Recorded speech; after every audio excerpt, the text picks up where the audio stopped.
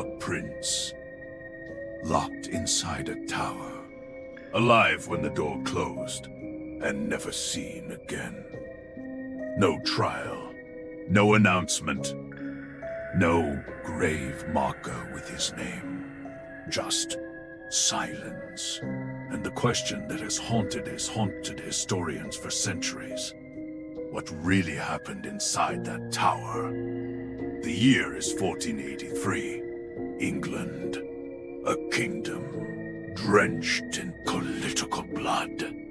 King Edward IV has just died, suddenly, unexpectedly, leaving behind two young sons.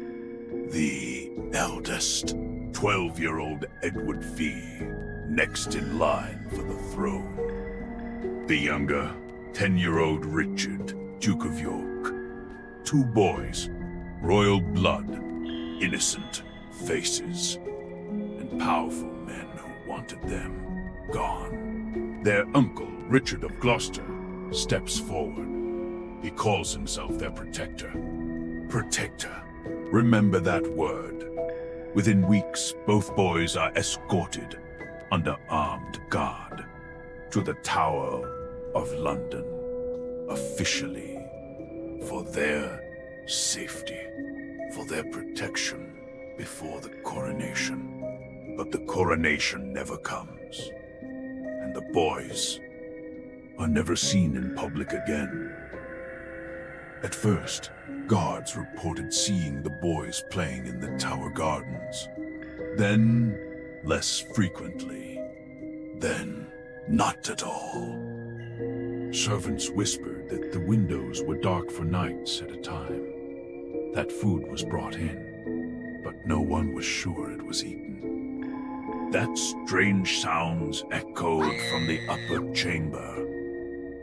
One chronicler of the era, Dominic Mancini, wrote that the young prince was seen like a victim prepared for sacrifice, making his confession daily, as if he believed death was near.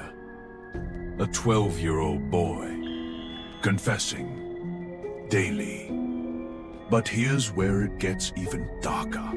Richard of Gloucester declares both boys illegitimate, their parents' marriage. Suddenly, conveniently invalid, the throne passes to their uncle. He crowns himself King Richard III. And the two princes, they simply vanish from every official record. No execution announcement, no illness proclaimed, no funeral. Just erasure. 200 years later, 1674, workers renovating the Tower of London make a discovery that stops them cold.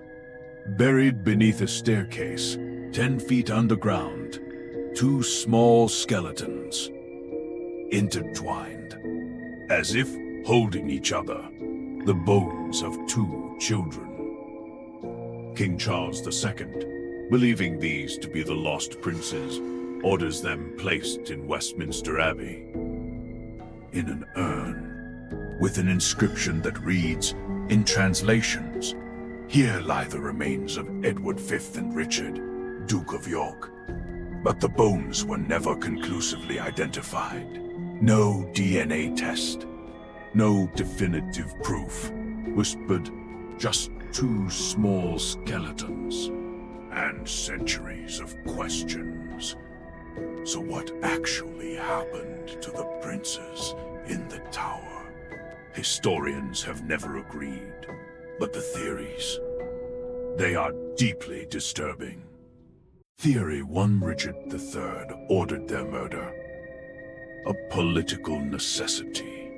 Two living heirs were two threats to his crown, smothered in their sleep, buried in secret. The uncle who swore to protect them signed their death sentence. Theory 2, it wasn't Richard at all. Henry Tudor, who later became King Henry VII, may have had them killed after seizing the throne, rewriting history to frame Richard.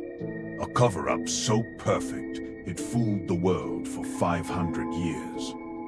Theory 3, they didn't die in the tower at all. One of them, Richard the younger boy, escaped. A pretender named Perkin Warbeck emerged years later, claiming to be Richard, Duke of York.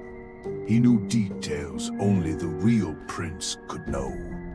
Henry VII had him executed, quickly, quietly. Theory 4, neglect, deliberate starvation. No one gave the order to kill them. They simply gave the order to stop caring and let the tower do the rest. And Theory 5, the one that keeps historians up at night? The bones under the staircase weren't theirs at all. In 2012, archaeologists found the skeleton of Richard III buried beneath a parking lot in Leicester. Twisted spine, battle wounds, confirmed by DNA. The science existed. The technology was there. Requests were made to test the bones in Westminster Abbey. The bones believed to be the prince's. The royal family denied permission. Why? Why? After 500 years, would anyone want to keep those bones untested? What truth is still being protected? Or two boys, a locked tower, and a secret that powerful people still don't want the world to know? Were they murdered by a jealous uncle? Or were they pawns in something far larger, far darker?